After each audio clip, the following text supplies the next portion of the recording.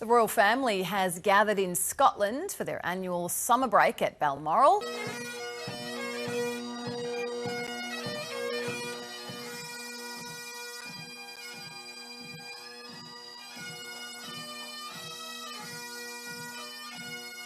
For generations, Balmoral Castle has stood as the royal family's private sanctuary, a place of tradition, power, and carefully guarded secrets.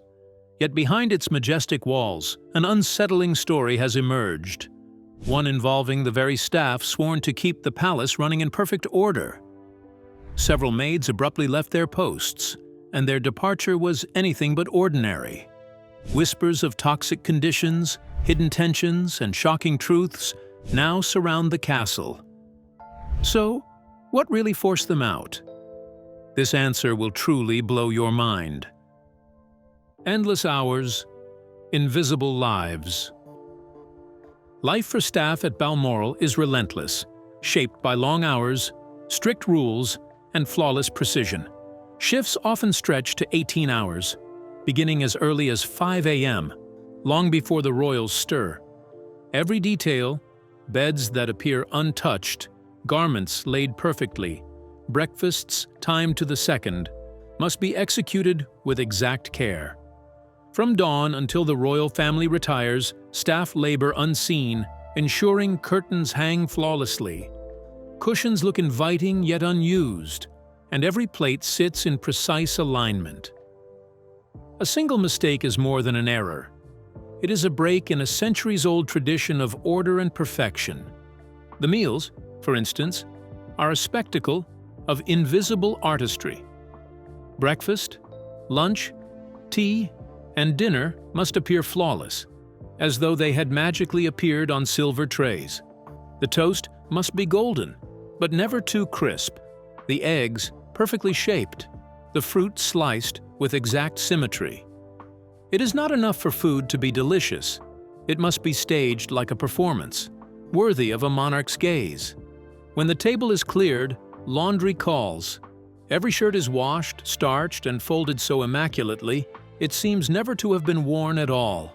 Every pair of boots is polished until the leather gleams like a mirror, reflecting candlelight or firelight in a way that whispers of care and control. Yet, for all this meticulous work, the staff themselves are meant to vanish into the background. They slip quietly through corridors, ducking behind doors and side passages so that their presence never disrupts the carefully curated royal world. Their service must be felt but never seen, as though the castle runs on invisible hands. To be noticed is, in many cases, to have failed. The paradox is cruel. Though the staff labor tirelessly to uphold the grandeur of the monarchy, they must do so without acknowledgement or recognition. For those who serve, the castle begins to lose its charm. At first, the setting seems almost magical. A sprawling estate, rolling grounds, and rooms filled with history. But soon, the reality settles in. What looks like a dream from the outside often feels like a prison from within. The grandeur becomes suffocating, the silence heavy, the endless duties unyielding. The staff may live within walls built for kings and queens, yet they often feel trapped. Their lives dictated by a schedule that leaves little time for their own humanity. Imagine working in a place where your footsteps must be measured, your voice lowered to a whisper, and your very existence subdued to serve another's. Imagine the weight of knowing that no matter how well you scrub, fold, or polish, your name will never be known, your work never applauded. For many, this invisibility becomes harder to bear than the long hours themselves, and yet, the staff endure. Some cling to the pride of being part of a centuries-old tradition, believing their efforts preserve a slice of history. Others simply need the wages, accepting the sacrifices as the price of stability. But there are many who, after months or years of this life, come to see the castle not as a home of majesty, but as a gilded cage, one where their freedom is exchanged for duty, where their identity is swallowed by the demand to remain unseen. In the end, The castle's beauty comes at a hidden cost. Every polished boot, every folded napkin, every perfectly staged meal tells a story not of royal elegance, but of human exhaustion.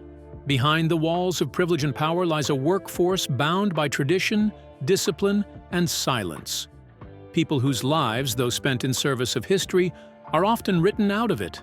Apart from being invisible, were there other reasons why people left Balmoral Castle? Let's delve into the details of the unfriendly work conditions that contributed to the Maids' exit. Life without machines. At Balmoral Castle, even cleaning is bound by strict tradition. Vacuum cleaners are banned, deemed too noisy and modern for the royal estate. Instead, staff scrub carpets on their knees for hours, working inch by inch with brushes and cloths. The painstaking silence is intentional. Every stroke preserves the castle's hushed, almost sacred atmosphere. For the royals, tradition is not just about how things look, but how they feel. Even the mundane task of cleaning must not disrupt the peace. At Balmoral, the absence of a vacuum's hum reflects a world determined to preserve its timeless aura. But carpets are only the beginning. In Balmoral's endless rooms, the staff move from one demanding task to another. Silver is not just polished, it is polished until it dazzles. Every goblet, fork, and tray must reflect light so sharply that you can almost see your soul staring back at you. It's not a matter of hygiene alone, it's a ritual of perfection. The royal family has dined from these pieces for generations, and so each servant is not just polishing silver, they are polishing history. Sheets, too, are treated with a precision that borders on obsession. They are ironed until they are perfectly crisp, with every fold sharp enough to cut the air. Wrinkles are not tolerated. A bed at Balmoral is not simply a place to sleep. It is a display of discipline, order, and respect.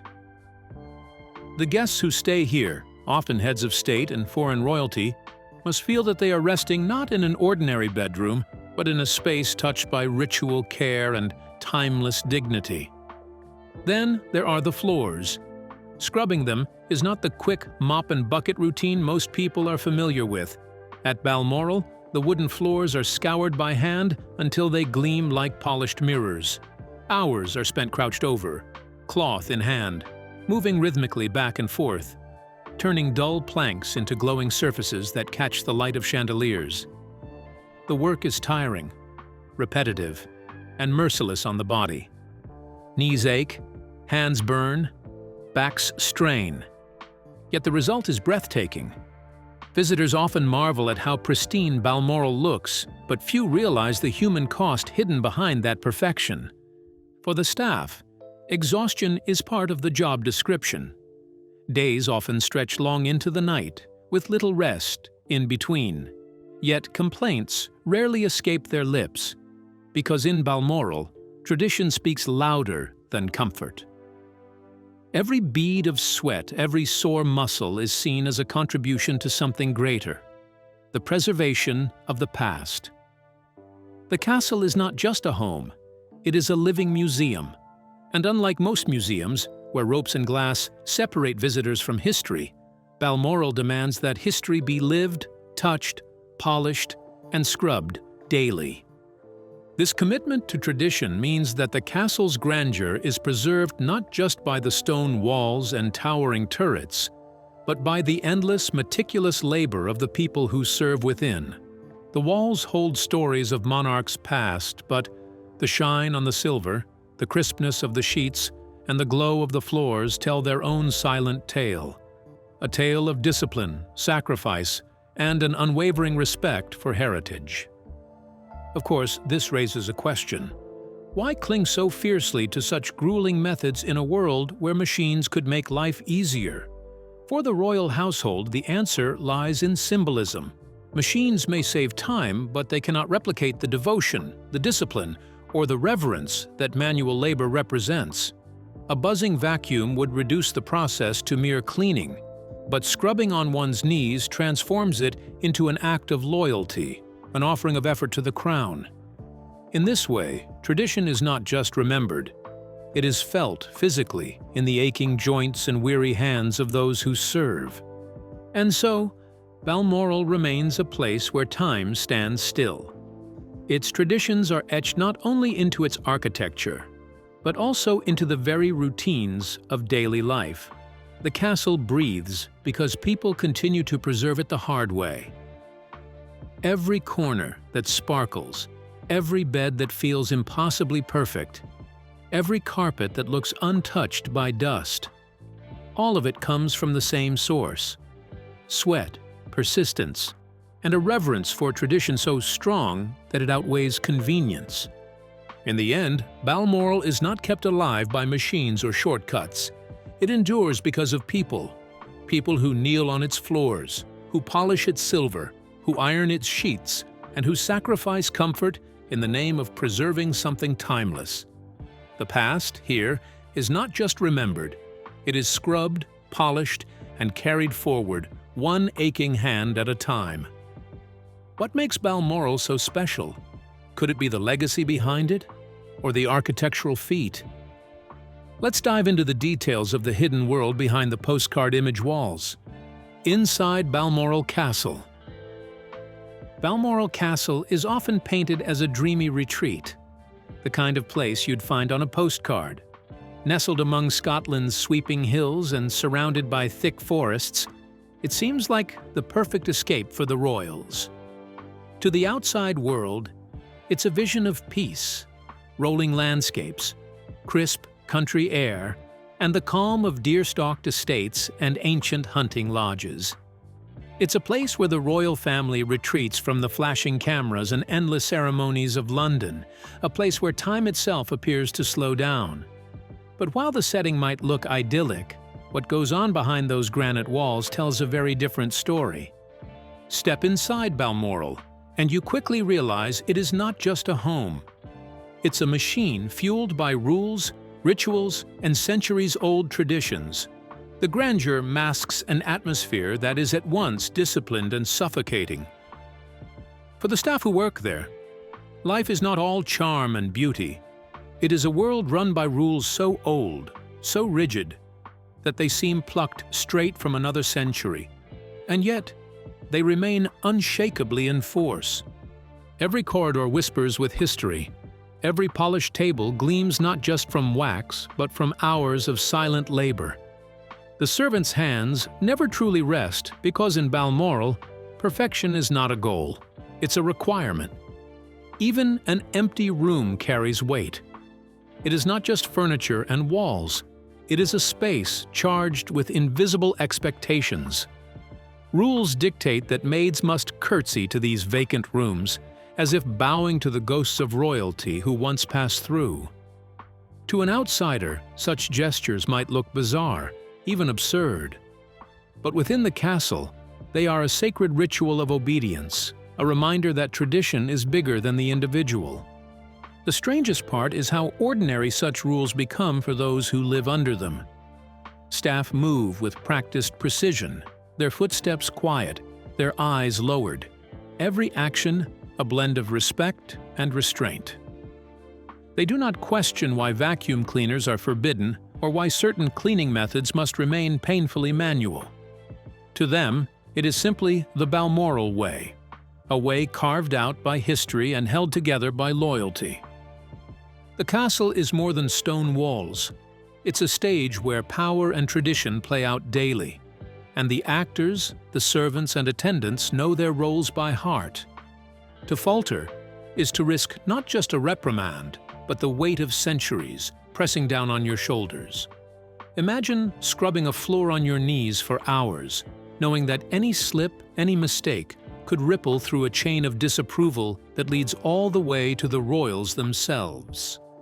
Yet, there is also something strangely magnetic about Balmoral. To serve there is to be part of something bigger than yourself, to step into a living museum where the past is never quite gone. The silence of its rooms holds more than echoes. It holds secrets, sacrifices, and the quiet endurance of those who keep the castle running. So, while Balmoral may look like a picturesque holiday estate from the outside, Its true story lies in the shadows of its halls and the quiet strength of its workers. Beyond the postcard image is a world most will never see. A kingdom of unspoken rules, of silent obedience, and of tradition so powerful it bends even the smallest details of everyday life. It is here that history isn't just remembered, it is lived every single day. Is the Balmoral Castle one of the royal British palaces? Who owns the castle? What does it represent? Let's dive further into the details of Balmoral Castle.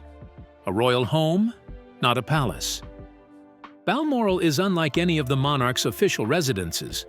While places like Buckingham Palace and Windsor Castle belong to the Crown, Balmoral is private property. It does not fall under the control of Parliament, nor does it rely on taxpayers' money for upkeep.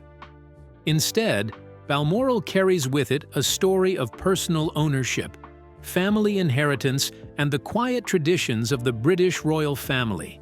The estate was first purchased in the mid-19th century by Prince Albert, the beloved husband of Queen Victoria.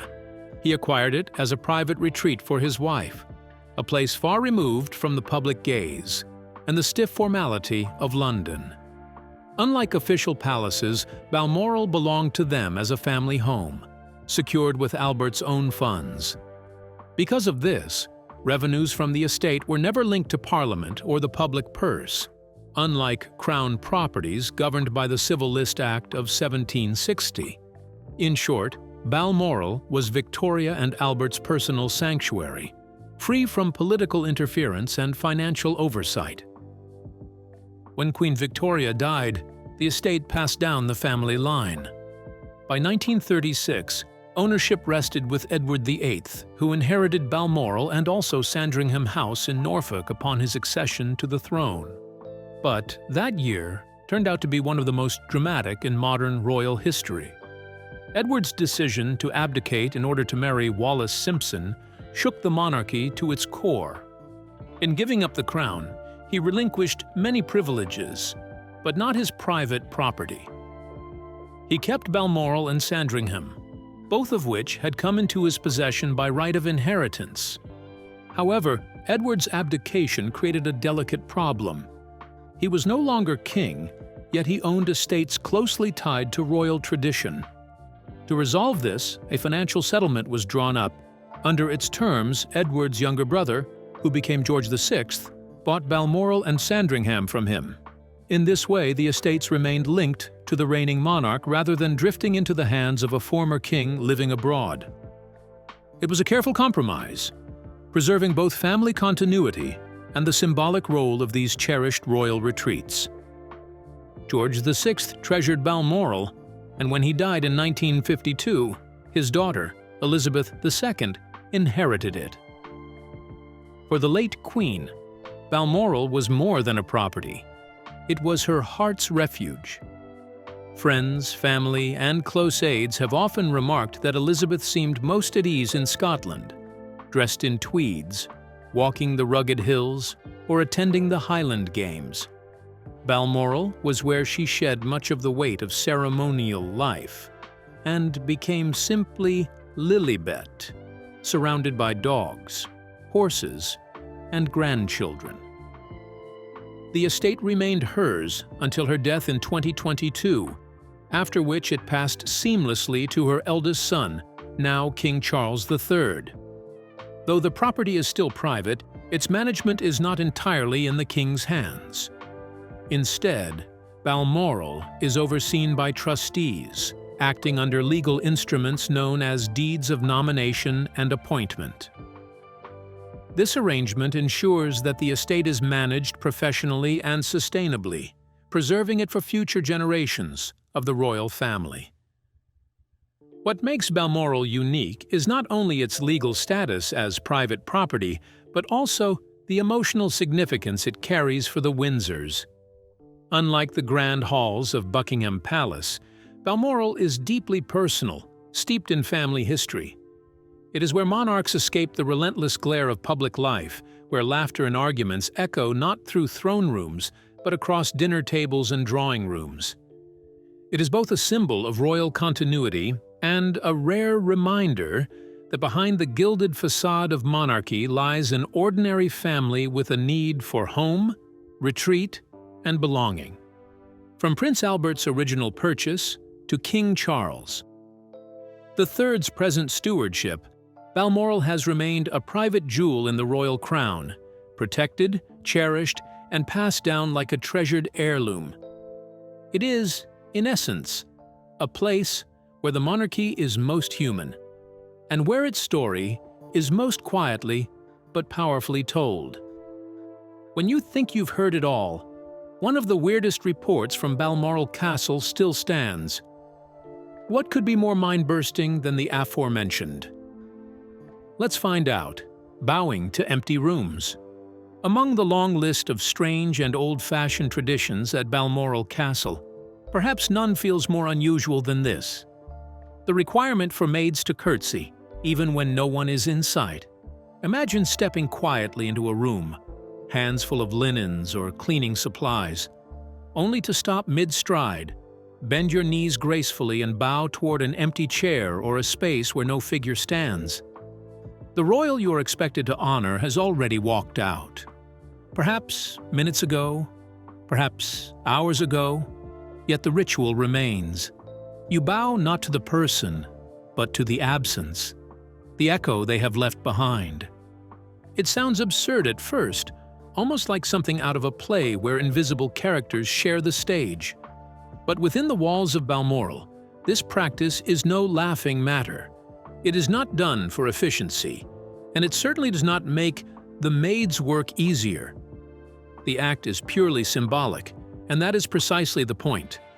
For the royals, tradition carries a weight that goes far beyond logic. They believe that respect does not vanish the moment a person leaves a room. Instead, it lingers in the air like perfume, subtle but unmistakable, and it must be acknowledged. To the staff, this ritual sends a clear message. Their loyalty is not tied to a single individual's presence. They are not curtsying to Edward or Charles or the late Queen herself. They are curtsying to what those figures represent: the centuries-old idea of monarchy, the institution that has outlived wars, scandals, and shifting times. The bow becomes less about the person and more about the crown, less about the moment and more about continuity. For new maids, the custom can be bewildering. Many arrive thinking they are prepared for the formality of palace life, only to find themselves bowing to empty sofas or polished wooden doors. To them, the act feels almost theatrical, like rehearsing lines for a play where the main character never shows up. Yet the longer they stay, the more they realize this is Balmoral's way of teaching reverence. Obedience not to an individual, but to a living symbol. The rule dates back more than a century, passed down through generations like a relic. While technology has changed, while political systems outside the castle have modernized, inside these walls, rituals like this survive almost untouched. And the truth is, they are carefully kept alive for a reason. The royal family depends on ceremony. Ceremony gives shape to their authority, reminding everyone, from the public to the staff, that this is not an ordinary household, but a place where history itself still breathes. Think of the atmosphere such a ritual creates. A maid bows, even when no eyes are watching. She continues scrubbing or straightening, knowing the gesture might appear invisible. But in that invisibility lies its strength. It proves that respect is not performed only for show. It is constant, unbroken, existing whether the royal family sees it or not. In that way, the monarchy ensures that loyalty becomes second nature, woven so deeply into daily life that it cannot be separated from the smallest tasks. There is, however, another side to this story, one that invites both fascination and criticism. To outsiders, bowing to an empty room seems absurd, even oppressive. It suggests that staff are being trained to submit not only to people, but to shadows, to the ghostly presence of power itself. Some see it as a clever psychological tool, a way of reinforcing hierarchy so thoroughly that even absence feels like presence. Others argue it strips staff of individuality, demanding obedience even when there is no one there to demand it. Yet for those who keep the tradition alive, there is a strange kind of dignity in it. The act transforms a simple movement into a ritual charged with meaning. It ties today's staff to generations before them, who bent their knees in the same quiet rooms, honoring rulers long gone. It is a reminder that the monarchy is not just about today's headlines or scandals. It is about an enduring chain of respect, binding past, present, and future. So the bow to an empty room remains. Day after day, year after year, maids at Balmoral keep curtsying to silence, honoring what cannot be seen. It may look bizarre to the modern eye, but inside the castle, it makes perfect sense. To the royals, respect is never about who happens to be standing there at that moment. It is about something larger, something intangible.